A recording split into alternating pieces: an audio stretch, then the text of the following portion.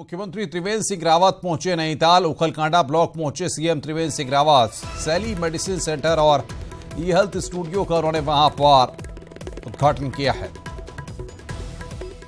तो उखलकांडा ब्लॉक पहुंचे हैं सीएम त्रिवेंद्र सिंह रावत। सैली मेडिसिन सेंटर और ई हेल्थ स्टूडियो का उद्घाटन मुख्यमंत्री के द्वारा किया गया है। जनता को दी गई ई हेल्थ स्टूडियो की सौगात। रुद्रप्रयाग से बड़ी खबर है। मंगलवार को MI-17 हादसे के मामले में आज वायुसेना के उच्चाधिकारी केदारनाथ पहुंचे, जहां उन्होंने MI-17 का जायजा लिया। वहीं टीम 6 सदस्यों को बरेली लेकर रवाना हो गई। वहीं सेना की अलग से 4 सदस्यों की जांच टीम भी केदारनाथ पहुंची हुई है, जो धाम में रहकर हादसे के कारणों की जांच करेगी। तो केदारनाथ में मौसम खुला है। रुद्रप्रयाग से बड़ी खबर, यहां पर सेना की अलग से 4 सदस्यीय जांच टीम केदारनाथ पहुंची है।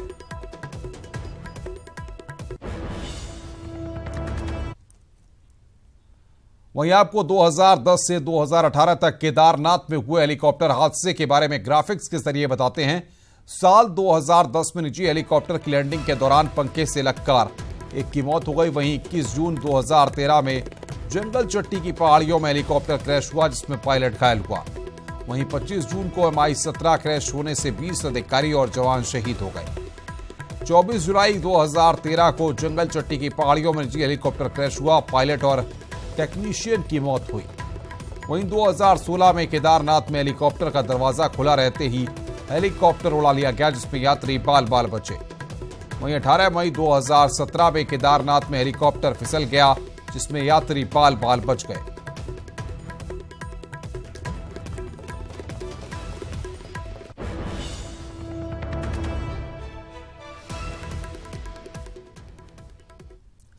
थल सेना की ओर से चल रही आर्मी भर्ती प्रक्रिया का आज दूसरा दिन रहा। कोटद्वार के Victoria cross Gabbar Singh camp में चल रही भर्ती के दूसरे दिन टिहरी के 4099 युवाओं ने भर्ती मैदान में अपना दमखम दिखाया। वहीं कल पौड़ी गढ़पाल के युवाओं की भर्ती की जाएगी। थल सेना की ओर से 3 अप्रैल से 14 अप्रैल तक चलने वाली भर्ती में गढ़वाल के युवाओं को जनपदवार भर्ती में हिस्सा लेने का मौका मिलेगा।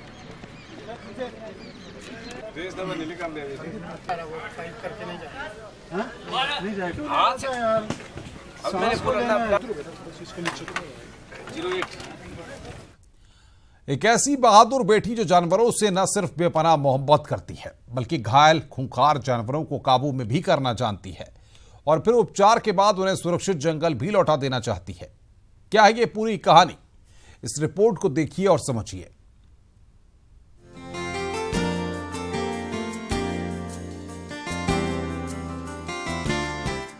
हिंदुस्तान में लड़कियों के लिए कुछ बंदिशें तो हैं, लेकिन सहयोग भी कम नहीं। इसके बावजूद भी जब कोई लड़की किसी क्षेत्र में अच्छा काम करती है तो कहा जाता है कि बेटियां बेटों से कम नहीं।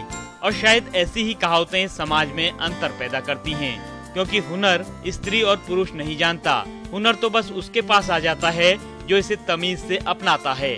धैर्य और साहस के साथ अपनी जिम्मेदारियों को निभाती राजाजी टाइगर रिजर्व में senior veterinary officer Aditi Sharma को भी काम करते समय कभी मेल फीमेल का अंतर समझ नहीं आया। हम लोग जब BVSC करते हैं, जो हमारा ग्रेजुएशन प्रोग्राम है, उसका जब लास्ट डे होता है तो हमें एक ओथ दिलाई जाती है, जिसको हम वेटनेरियंस ओथ कहते हैं। उसमें हम यही ओथ लेते हैं कि हमें एनिमल वेलफेयर और एनिमल हेल्थ के लिए काम करना है। तो जब भी मैं उस चीज़ को फुलफिल कर पाती हूँ तो मैं बहुत ही कंटेंटेड फील करती हूँ। मुझे लगता है कि हाँ, मैं वाकई में अपने प्रोफेशन के साथ जस्टिफिकेशन कर पा रही हूँ। फॉर्चुनेटली जितने भी मेल कलीग्स मुझे मिले हैं, कभी भी ऐसा नहीं हुआ कि किसी ने सपोर्ट नहीं किया हो तो मुझे कुछ डिफरेंट फील हुआ हो। पन्नगर यूनिवर्सिटी से वेटरनरी में साइंस मास्टर डिग्री प्राप्त अदिति राजाजी के साथ ही देहरादून जू का भी अतिरिक्त चार्ज संभाल रही हैं। अदिति के खाते में कुछ और उपलब्धियां भी हैं।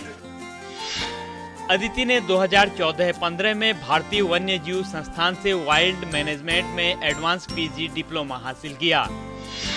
2017 में जिम्बाब्वे और साउथ अफ्रीका से वाइल्ड लाइफ कैप्चर और advance wild life capture course किया। अदिति विदेशों में भी वन्य जीवों से संबंधित प्रेजेंटेशन दे चुकी हैं। USA, ताइवान और साउथ अफ्रीका में यूनिवर्सिटी ऑफ विक्टोरिया से लेकर जापान में भी वन्य जीव और उनसे संबंधित विभिन्न विषयों पर अदिति ने प्रेजेंटेशन दिया है।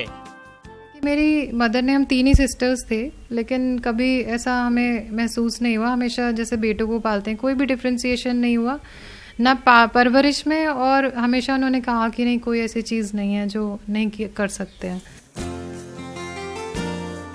3 बहनों में सबसे छोटी अदिति शर्मा को चुनौतियों का सामना करने और आत्मनिर्भर बनने की सीख उनकी मां से मिली है। अदिति पर उनके परिवार और इस समाज को गर्व है। देहरादून से न्यूज़ 18 के लिए सुनील नवप्रभात की रिपोर्ट। नैनीताल जिला प्रशासन पर्यटकों की सुविधाओं को लेकर कितना गंभीर है, इसका नमूना कुमाऊं के प्रवेश द्वार हल्द्वानी में देखने को मिल रहा है।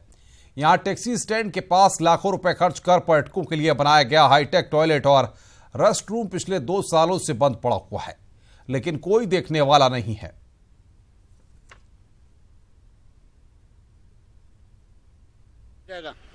इसे खुलना चाहिए, औरों को परेशानी होती है, महिला हैं, कुछ जेंट्स हैं जो परेशानी होती है। हम टैक्सी वाले हैं यहाँ पे लोग, ये हम लोगों को ही परेशानी है। इसे खुलवाना चाहिए ना। ये कोई कहने वाला नहीं है, ना कोई सरकार कह रही है, ना कोई प्रशासन कह रहा है। इसको खुलना चाहिए, इसे कोई कुछ नहीं कह रहा है। टेक्निकल स्पेसिफिकेशंस है या फाइनेंशियल स्पेसिफिकेशंस है, वो सब कुछ शासन से बना है, निदेशालय से बना है, तो थोड़ा सा हार्ड है, थोड़ा सा लोकल लोगों को सूट नहीं कर रहा है। फिर भी एक मजबूरी थी कि हमें उसको लगभग 3 बार, न्यूनतम 3 बार हमें उसे निकालना था, तभी हम उसकी शर्तें और शरायतों को चेंज कर सकते हैं। अब 3 बार निकल चुका है, उसकी शर्तें शरायतें हमने बदली है, और मैं आशा करता हूं कि आगामी बिडिंग में कोई न कोई उसके लिए उचित व्यक्ति हमें जरूर मिलेगा। एनजीटी ने गंगा सफाई मामले में national mission for clean Ganga से रिपोर्ट मांगी है। एनजीटी ने गंगा सफाई मामले पर आदेशों का पालन न करने और कार्य योजना को पेश न करने पर एनएमसीजी को कड़ी फटकार लगाई है। ट्रिब्यूनल ने उत्तराखंड और उत्तर प्रदेश से भी इस मामले पर जल्द रिपोर्ट दाखिल करने के लिए कहा है। तो एनजीटी ने यहां पर इस मामले में, गंगा सफाई मामले पर आदेशों का पालन न करने और कार्य योजना को पेश न करने पर एनएमसीजी को कड़ी फटकार लगाई है। ट्रिब्यूनल ने उत्तराखंड और उत्तर प्रदेश से भी इस मामले पर जल्द रिपोर्ट दाखिल करने के लिए कहा है।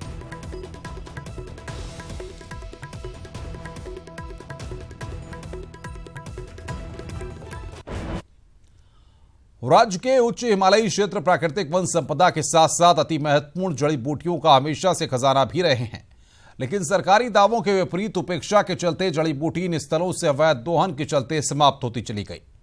अब इन क्षेत्रों में किसानों ने अपनी आर्थिकी को मजबूत करने के लिए जड़ी बूटी की खेती को अपनाया है, तो दूसरी तरफ वैज्ञानिकों के 2000 से 3000 मीटर तक की ऊंचाई पर भी जड़ी बूटी के कृषिकरण में सफलता पाने के बाद किसान पारंपरिक खेती की बजाय अब तेजी से इसकी ओर मुड़ रहे हैं। इससे पलायन पर भी अंकुश लग सकता है। तो सर, मैं 2008 से कर रहा हूँ। मैं अभी तक करीबन 20-22 लाख का बेच दिया है। हमारे यहाँ पे होता भी है, मतलब कई लोगों ने कुटकी उगा रखी है, जड़ी बूटी पे बहुत लाभ है, लेकिन उसका सही तरीके से प्रयोग नहीं हो पाता है। कुटकी में जड़ में ही फायदा हुआ और उसके पौधों में फायदा हुआ।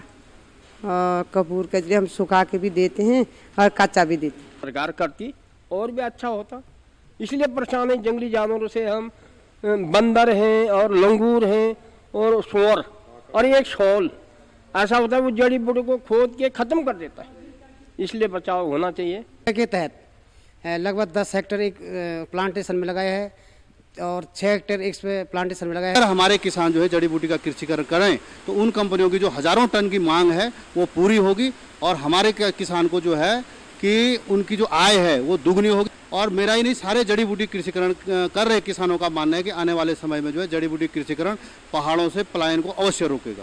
से बहुत बड़ी संख्या में जोड़ना चाहिए, क्योंकि पुरुषों का तो ज़्यादातर पलायन हो गया, लेकिन महिलाएं अभी भी गाँव को संभाल रही हैं, छोटी मोटी कृषि कर रही हैं। तो अगर वो भी इस क्षेत्र में काम कर सके तो मुझे लगता है।